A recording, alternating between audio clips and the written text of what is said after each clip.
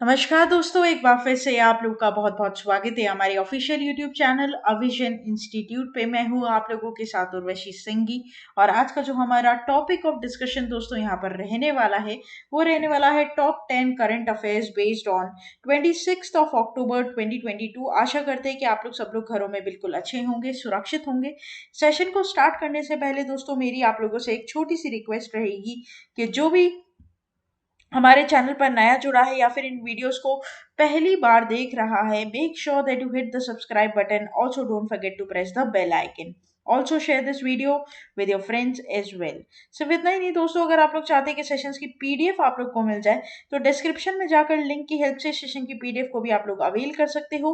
और साथ ही साथ आप लोग हमारा ऑफिशियल टेलीग्राम चैनल अविजन इंस्टीट्यूट के ग्रुप को भी जरूर ज्वाइन कीजिए। उससे होगा क्या दोस्तों, जब भी कोई नई वीडियो यहाँ पर आपको मिलेगी तो सबसे पहले उसका लिंक और पीडीएफ आपको हमारे ऑफिशियल टेलीग्राम चैनल पर ही मिलेगा दोस्तों। और साथ ही साथ आप हमारे ऑफिशियल वेबसाइट पर भी विजिट कर सकते हैं जो कि है avision.co.in। तो चलिए फिर स्टार्ट करते हैं दोस्तों आज के हमारे सेशन का पहला क्वेश्चन आपके और मेरे साथ हमारी स्क्रीन पर ये रहा। India observes national solidarity day on dash every year. This day is observed to honor the armed forces, right? तो दोस्तों नेशनल सॉलिडेरिटी डे जो है वो कब मनाया जाता है ये आपको बताना है। और बेसिकली दिन मनाया जाता है ताकि हम अपने जितने भी आर्म्ड फोर्सेस हैं, ठीक है, उन्हें क्या कर सके दोस्तों, ऑनर कर सकें। ठीक है, तो करेक्ट ऑप्शन हो जाएगा 20 अक्टूबर। पूरी बात करेंगे। India observes national solidarity day on 20th of October every year, and this day is observed to honor the armed forces. In the wake of the mortifying military thrashing because of China, India had started observing National Solidarity Day on 20th of October, the date on which China began to assault in 1962. Right तो ये बात ध्यान रखिएगा, जब China और India के बीच में दोस्तों वॉर हुआ था उस टाइम उस दिवस को अब हम सॉलिडेरिटी डे के नाम से दोस्तों जानते हैं और मनाते हैं। ठीक है, तो ये बात आप लोग इधर क्या करेंगे, ध्यान रखेंगे। The purpose of the day to celebrate the memory of the solidarity, unity and integrity of our people during the war in order to protect the nation. Therefore the resignation of the national solidarity day is really a token for central solidarity of greeting of love, gratitude, respect of our armed forces, right? तो ये बात आप इधर ध्यान रखिएगा, it's very very important. हालांकि यहाँ पर कोई थीम नहीं है तो थीम आपको याद नहीं करना, तो दोस्तों ये मान के चलिए कि हमारा एक काम कम हो गया है यहाँ पर कि हमें यहाँ पर थीम याद नहीं करनी। ठीक है, तो this is very very important. Basically इस दिवस को चाइना और इंडिया का जो वॉर हुआ था 1962 में, उस दिन को कॉमोमरेट करने के लिए दोस्तों यहाँ पर मनाया जाता है। ये इसका बेसिक मोटिव है कि जो मैंने आपको यहाँ पर बता दिया है। ठीक है, नेक्स्ट चलते हैं क्वेश्चन नंबर 2 के ऊपर। Global dignity day is observed every year on which day? Now options are there on your screen and the correct will be your third Wednesday of October, right? तो global dignity day मनाया जाता है third Wednesday of October को, and this year is observed on the 19th of October. This year मतलब 2022 में इस दिवस को 19th ऑफ अक्टूबर को हमने सेलिब्रेट कर लिया। ठीक है, ये आप ध्यान रखेंगे। The day is initiative to educate and inspire young people and help them to understand their self-worth and goals. It was established in 2008 and continues to grow popularity, right? पहली बार इसे 2008 में दोस्तों मनाया गया था इस दिवस को, और अब यहाँ पर 2022 में हम पहुंच चुके हैं। ये बात आपको ध्यान रखना है। Global Dignity Day is celebrated to make everyone living in the world realize that they have rights and deserve respect in every aspect, right? This is important. तो Global Dignity Day every year third Wednesday of October को मनाया जाता है, और 2022 के हिसाब से ये दिवस 19th ऑफ अक्टूबर को दोस्तों पड़ा। ठीक है, नेक्स्ट चलता है। Which of the following country is hosting the Global Youth Climate Summit? दोस्तों ये बड़ा इंपॉर्टेंट हो जाएगा, और यहाँ पर आपको बताना है कि ग्लोबल यूथ क्लाइमेट समिट जो है यहाँ पर कौन सा दिवस, कौन सा देश उसे क्या कर रहा है, होस्ट कर रहा है। ठीक है, तो यहाँ पर इंडिया, बांग्लादेश, ओमान और सिंगापुर, करेक्ट विल बी और बांग्लादेश, राइट? तो यहाँ पर बात करते हैं दोस्तों हम लोग पूरी। तो global youth leadership centre and international non profit organisation is all set to embark on its journey from Bangladesh on October 20 with the inauguration of its first program, the Global Youth Climate Summit. It's a 3-day summit will be held at Awa Center in Kulna and one of the Bangladesh most climatic vulnerable regions, bringing together 650 youth from 70 countries to explore how today's youth can lead the fight against climate change, right? तो यहाँ पर दोस्तों global youth climate जो है वो basically Bangladesh उसे क्या कर रहा है, होस्ट कर रहा है। और दोस्तों यहाँ पर कम से कम 650 यूथ जुड़ेंगे, मतलब 650 यंगस्टर्स जुड़ेंगे और वो कम से कम 70 कंट्रीज से दोस्तों क्या करेंगे, एक्सप्लोर करेंगे। ठीक है, तो ये बात आपको इधर ध्यान रखनी है कि इसका होस्ट कंट्री कौन बना है, बांग्लादेश बना है। This is important, right. Next चलता है। Mahindra and Mahindra Financial Services has partnered with which payments bank to further enhance credit access to larger customer base? Correct will be, or which payment bank? This is India Post Payment Bank. ठीक है, पहला ऐसा post payment bank जो कि पूरी तरीके से 100% own किया जाता है गवर्नमेंट के द्वारा, नाम क्या हो जाएगा, इंडिया पोस्ट पेमेंट बैंक। ठीक है, नाम क्या हो जाएगा, इंडिया पोस्ट पेमेंट बैंक। ये आप क्या करेंगे, इधर ध्यान रखेंगे। ठीक है दोस्तों, ये बड़ा इंपॉर्टेंट यहाँ पर हो जाता है, इस पर क्वेश्चन भी पूछा गया है। ठीक है, तो इसके बारे में पूरी बात आपको मैंने यहाँ पर बता दी, पूरी डिटेल हम यहाँ पर पढ़ लेते हैं। तो Mahindra and Mahindra financial services limited announced a strategic partnership with India post payment bank to enhance credit access to larger customer base. India Post Payment Bank will provide lead referral services to Mahindra Finance or passenger vehicles, 3 vehicles, tractors or commercial vehicle loan categories to provide cash EMI deposit facilities, right? तो basically यहाँ पर दोस्तों क्या है कि ये जो scheme है ये इंडिया पोस्ट पेमेंट बैंक के ब्रांचेस से मिलेगी आपको महाराष्ट्र और मध्य प्रदेश में। ठीक है, और ये जो पोस्ट पेमेंट बैंक है आपका, ये India post payment bank will also able to expand its financial product portfolio within the payments bank licensing framework. The objective is to enable simplified and reliable access to credit and tie-up will enable customers with financial security, empowerment, and ease of repayment.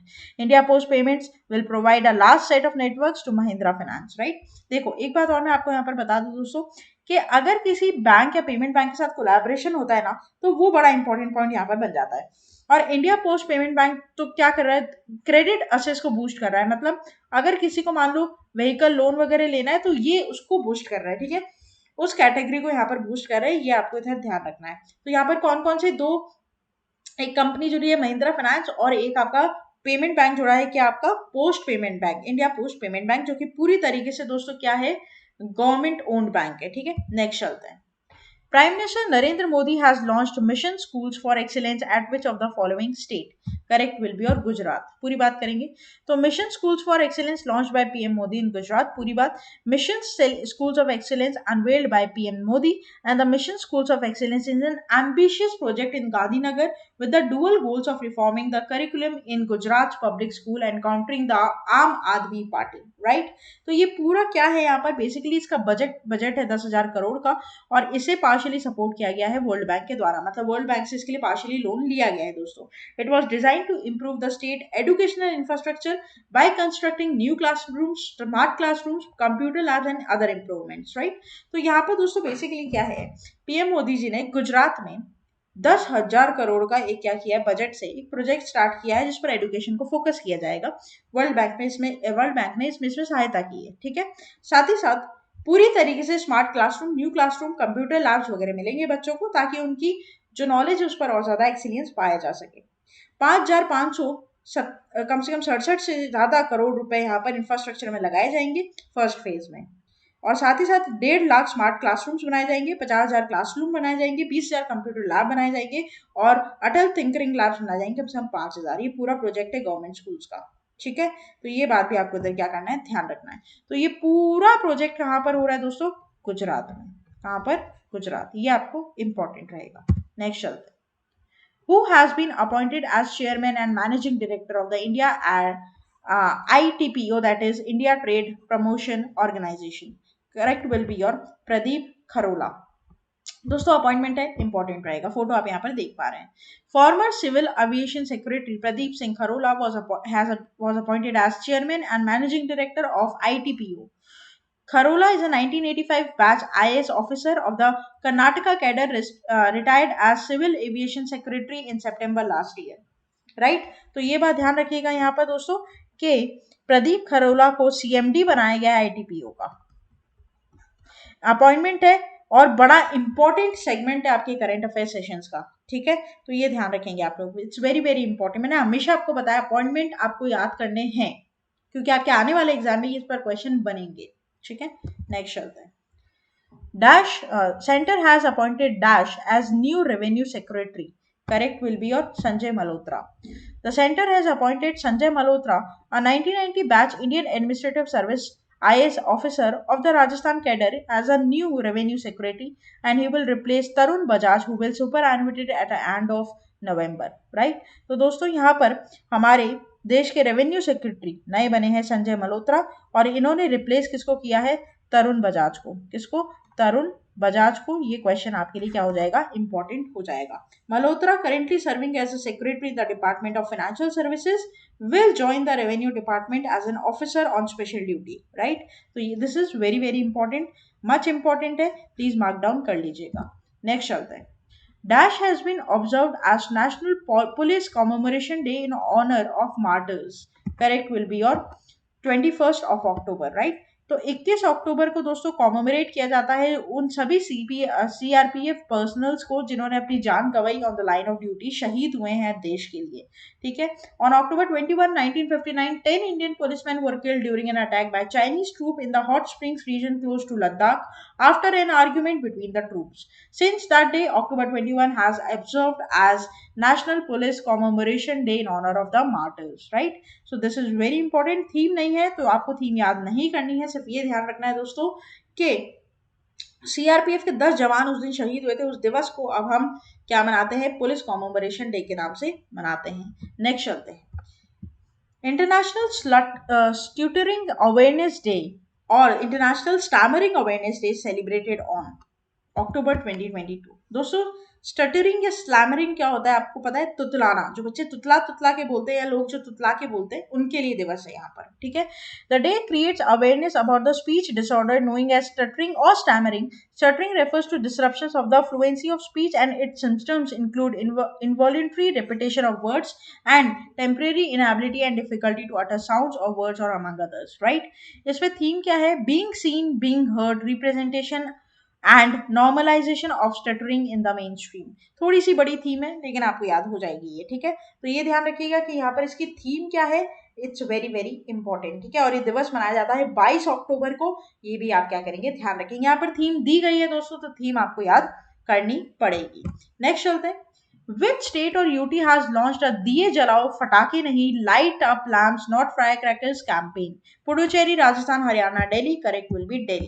दोस्तों Delhi government ने एक यहाँ पर campaign launch किया है green Diwali को लेकर, जिसमें दिए जलाओ फटाके नहीं स्लोगन रखा गया है। The Delhi government on Friday lit 51,000 diyas at Central Park in Connaught Place and here to mark the launch of the campaign of the pollution free Diwali. Obviously दोस्तों फटाकों से कितना ज्यादा पोल्यूशन होता है हम खुद देखते हैं।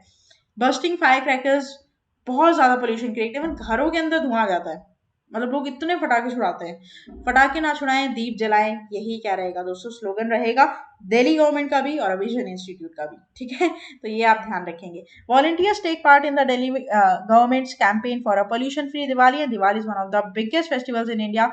People across the country mark the festival in speech ways by making rangolis, organizing Diwali parties, preparing delicious dishes and sweets. However, air and noise pollution have been a cause of concern on this auspicious occasion. Bursting crackers is a major cause of pollution, right? So important है, ध्यान रखिएगा। Slogan क्या हो जाएगा? दिए जलाओ फटाके नहीं। तो ये था हमारा पूरा टॉप 10 करंट अफेयर्स का सेशन। आशा करते कि सेशन आप लोगों को दोस्तों अच्छा लगा होगा। अच्छा लगा है तो लाइक करना मत भूलिएगा, चैनल को तुरंत ही सब्सक्राइब कर लीजिएगा, शेयर करते रहिएगा अपने फ्रेंड्स के साथ, रिलेटिव्स के साथ, ऐसे एस्पिरेंट्स के साथ जो कि कॉम्पिटेटिव एग्जाम की तैयारी कर रहे हैं। साथ ही साथ दोस्तों आप लोग मेरे साथ जुड़ सकते हैं टेलीग्राम चैनल पर, और बने रहिए आगे आने वाले और फ्रूटफुल वीडियोस के लिए। तब तक के लिए thank you so much and have a nice day.